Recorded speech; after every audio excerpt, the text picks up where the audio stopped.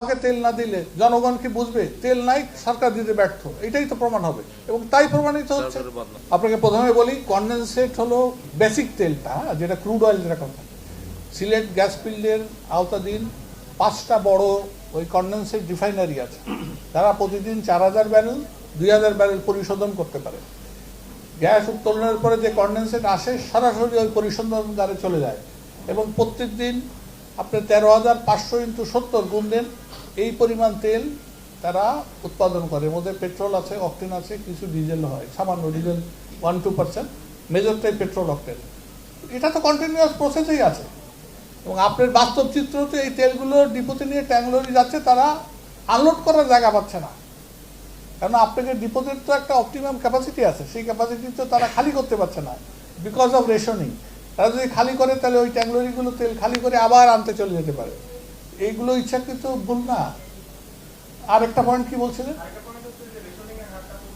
এটা একদম পুরোটাই ব্লাফ। আমি বলি এটা একটা ব্লাফ দেওয়া হয়েছে।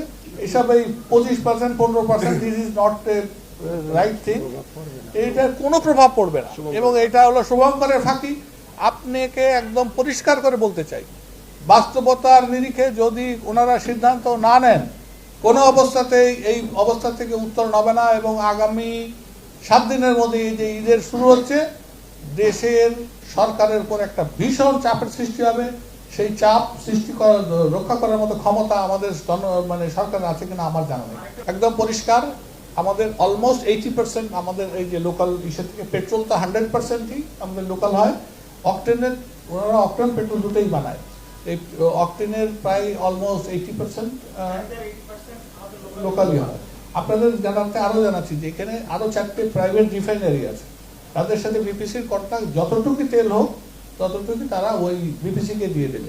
তাহলে ওই বিপিসির ওই 4টে রিফাইনারির তেল, সিলেট কনডেনসেট ফ্র্যাকশনসের প্ল্যান্টের তেল, সব মিলিয়ে তেল আছে। এখানে একটা বিষয় আছে, সেটা আপনার জানার জন্য বলছি। এই যে প্রাইভেট রিফাইনারিগুলি আছে, তারা কিন্তু প্রোডাকশন বানায় বসে আছে। তারা আশা করতেছে সরকার একটু মনে হয় প্রাইসটা রিভাইজ করলে তখন তারা সরবরাহ করবে। গো অ্যান্ড সার্চ দেন, তাদের কাছে থাকে। তো ওনারা তো তেলই ডেলিভারি করতেছেন না, তো ওনারা নেবেন কোথায়, নিয়ে রাখবেন কোথায়? এগুলো হলো একদম বাস্তব বিবর্জিত সিদ্ধান্ত। সরকারের অনতিবিলম্বে, আমি বলবো মাননীয় প্রধানমন্ত্রীর কাছে আমি অনুরোধ করবো, আপনি সব বাদ দিয়ে, এই যে সংসদও বাদ দেন, দিয়ে আপনারা দেশকে বাঁচান, আপনার সরকারের ভাবমূর্তি রক্ষা করেন। আপনার যে সুজা এই বেকুব যেগুলো আমাদেরকে এই সিদ্ধান্তের মধ্যে উপনীত করেছে, তাদের প্রতি অ্যাকশনে যান। কেন বাস্তব বিবর্জিত সিদ্ধান্ত নিয়ে আজকে এই অবস্থা তৈরি হয়েছে? কোনো রকম বাস্তবতার সাথে এর মিল নাই। সরকারকে পুরো সাবর্ডাইজ করা হচ্ছে এই আমলাদের এই ভুল সিদ্ধান্ত। আমলারা তো ব্যবসায়ী না, আমলারা হচ্ছে নীতি বানানোর জন্য, ওরা সব জানতা সমচের, কিন্তু বাস্তবতার সাথে ওনাদের কোনো মিল নাই। আমাদের এই যে যুদ্ধ অবস্থার আগে, আমাদের তো আপনাদের সবার জ্ঞাতার্থে বলছি, বাংলাদেশে কোনোদিনই 100 দিনের বা 50 দিনের বা আরও বেশি রিজার্ভ থাকে না। নর্মালি 2-3 দিনের রিজার্ভ থাকলেও আপনারা টের পাবেন না, বিকজ এটা সাইক্লিক অর্ডারে চলতেই থাকে, আসতেই থাকে, দিতেই থাকে। সেই জন্য পাইপলাইনে যে জাহাজগুলো ছিল, মানে আসার জন্য প্রস্তুত ছিল, সেইটার একটা ডিসরাপশন হয়েছে এই যুদ্ধের ঘোষণার পরে। ওই হরমুজ প্রণালী ক্রস করতে পারছিল না। তো যাই হোক, সেই অবস্থার কারণে তাৎক্ষণিক সেই সিদ্ধান্তটা ঠিক ছিল, কিন্তু এখন তো পর্যাপ্ত তেল চলে আসছে, এখন আর প্যানিক হওয়ার তো কোনো কারণ নাই। এখন যদি আপনাকে বললাম তো, যে পরিমাণ তেল আছে প্লাস আনলোডের অপেক্ষায় প্রত্যেক ডিপোতে দণ্ডায়মান জাহাজগুলি, এগুলি জায়গা নাই বলে খালাস করতে পারছে না, তাহলে ডিজেলের সংকট কোথায়? আর সরকার যেটা বলেছে, ওই যুদ্ধ শুরু হওয়ার সময় ডেফিনেটলি একটু প্রিকশন তো সরকারকে নিতে হবে, তারা একেবারে মজুদ খালি করে দেবে, এটাও ঠিক না। তো আমাদের যেটা সমস্যা ছিল, সেটা সমস্যার উত্তরণ হয়েছে। এখন জাহাজ ওয়ান আফটার অ্যানাদার আসতেছে। এই অবস্থাকে আর ধরে রাখলে এটার জন্যে এখন খুনাখুনি, মারামারি এবং মানুষের জীবন যাওয়ার পথে চলে গেছে। যে পরিস্থিতি ছিল সেটাকে ওভারকাম করা হয়ে গেছে।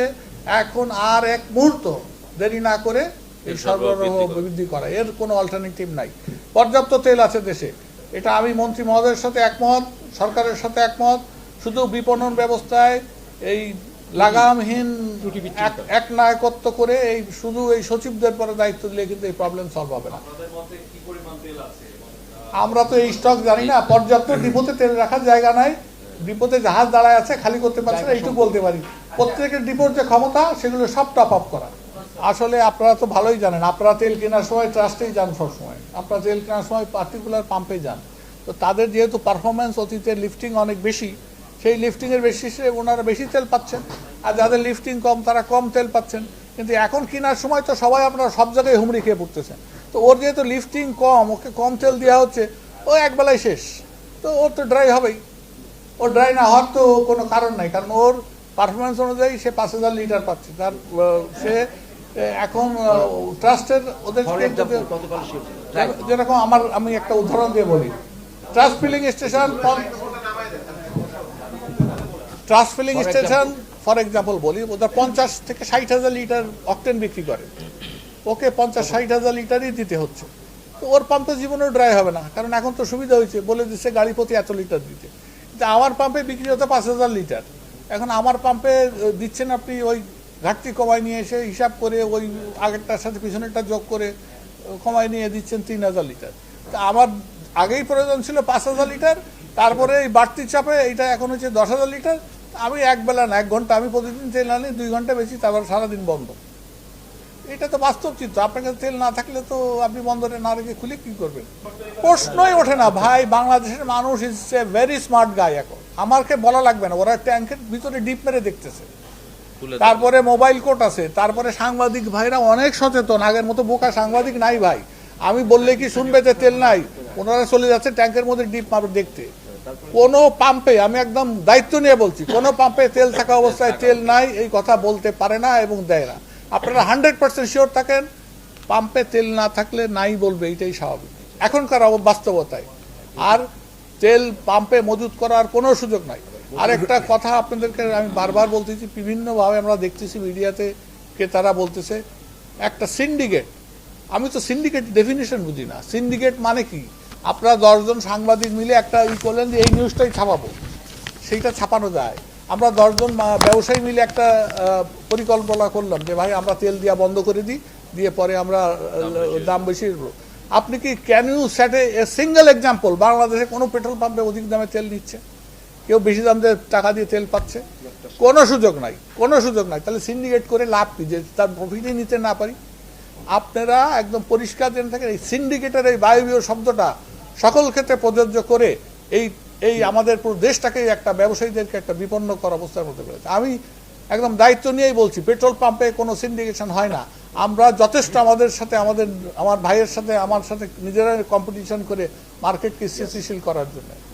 তার পাম্পে তেল থাকলে তার কাস্টমারকে সার্ভিস দিতে পারলে আমাকে আগামী দিনে সে তেল নিতে আসবে। This is enough for us. এইটাই আমাদের ভিতরে যথেষ্ট।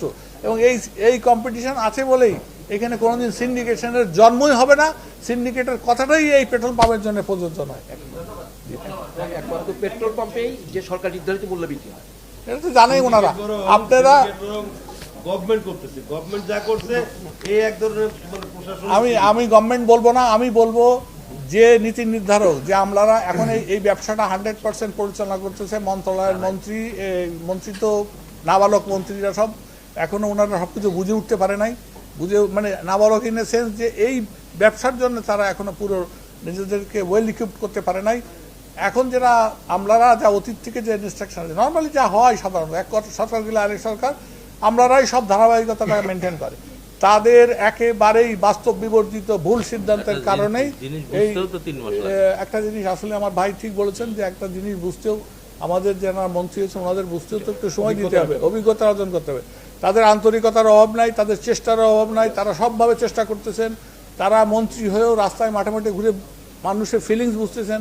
আমরা কি বাটপারি করতেছি না কি করতেছি, তেল রেখে বিক্রি করছি না সেটাও দেখতেছেন। তার মানে তাদের আন্তরিকতা তো আমি কোনো অভাব দেখি না। এখন অভাব হচ্ছে আমলাদেরকে এই নীতি নির্ধারণী পর্যায়ে বাস্তব চিত্রে আসতে হবে। বাস্তবে না আসলে এই সমস্যার সমাধান হওয়ার কোনো রাস্তা নাই। আপনাকে একটা জিনিস প্রথমে পরিষ্কার করি, নাজমুল সাহেবের কমিটির মেয়াদ গত 30শে জুন শেষ হয়ে গেছে। তারপরে এজিএম করে আমাদেরকে কনভেনিং কমিটি করেছে। এখন কেউ যদি গায়ের জোরে বলে বসে সাংবাদিক ডাকলেই সাংবাদিক চলে এসে করে, সেটা তো কোনো বাস্তবতা নাই। আমার এত খায়েশ নাই। আমার হচ্ছে যে আমাকে সমস্ত বাংলাদেশের লোকজন বসাই দিয়েছে এখানে প্রকৃত ঘটনাটা তুলে ধরার জন্য। আমি কোনো দালালিতে বিশ্বাস করি না, দালালি বুঝিও না। কেউ যদি কারো পক্ষ নিয়ে কথা বলার দরকার। আমি একদম পরিষ্কার বলেছি কোথায় ভুলটা, এই ভুলটা আপনারা যাচাই করে নেবেন, সরকার যাচাই করে দেখবে যে আসলে ভুল হচ্ছে কিনা। আমি কারো তোষামদি তো করি না, তোষামদি বুঝিও না। এখন উনি কালকে একটা তথ্য দিলেন, শুনলাম যে নাকি ট্যাঙ্কারের মধ্যে তেল নিয়ে নদীর মাধ্যমে, উনি যদি এতই বুঝে থাকেন ট্যাঙ্কার নিয়ে নদীর মধ্যে, গো অ্যান্ড অ্যারেস্ট দেম। ওনার কাছে তথ্য থাকে, উনি সঠিক তথ্যটা দেখ সরকারকে। উনি এইসব ভুল তথ্য, ভুল কথা বলে মানুষকে বিচলিত করতে চান, সস্তা হাততালি পেতে চান। We don't believe on that. আমি ওনাকে ব্লেম করছি না, বাট ওনার কথা অসঙ্গতিপূর্ণ। এটা ওনার বাই নেচার, উনি এরকম। ওনার সংগঠনের মেয়াদ শেষ, উনি জোর করে থাকতে চান। আমি কিন্তু 30শে সেপ্টেম্বরের পরে নির্বাচন না হলে আমাকে আর কোনোদিন প্রেস কনফারেন্সে পাবেন না, এটা আমি আপনাদের মাধ্যমে ঘোষণা দিলাম। আমাদের নির্বাচন কমিশনার এখানে আছেন, 30শে সেপ্টেম্বরের মধ্যে নির্বাচন হওয়ার কথা, তারপরে উনি দেবেন। আর আপনি একটা কথা বলছেন, নাজমুল সাহেবের কথা আমরা সাথে এক সুরে মিলে গেছে। প্রবলেম তো ভাই একই, সুর তো যদি সত্যি কথা বলতে হয় তো সুরে মিলবেই। প্রবলেম তো আর দুইটা না, তেল নাই। তো উনি যেগুলো বলেন, যেগুলো করেন, সেগুলো সেই বিতর্কে আমি যাব না। এটা ওনার নিজের কথা, উনি নিজে বলেছেন, উনি ভালো ব্যাখ্যা দিতে পারবেন। তো উনি একটা ভুল তথ্য দিয়ে পুরো এই সেক্টরকে একটু বিচলিত করেছেন যে ট্যাঙ্কারের মধ্যে নাকি তেল নিয়ে নদীর মধ্যে দাঁড়ায় আছে। আরে পাগল আছে নাকি দেশ নাকি? ট্যাঙ্কার নদীর মধ্যে থাকলে ট্যাঙ্কার ছিঁড়ে নিয়ে চলে আসবে বাংলাদেশের লোক। এত বোকা নাই বাংলাদেশের মানুষ।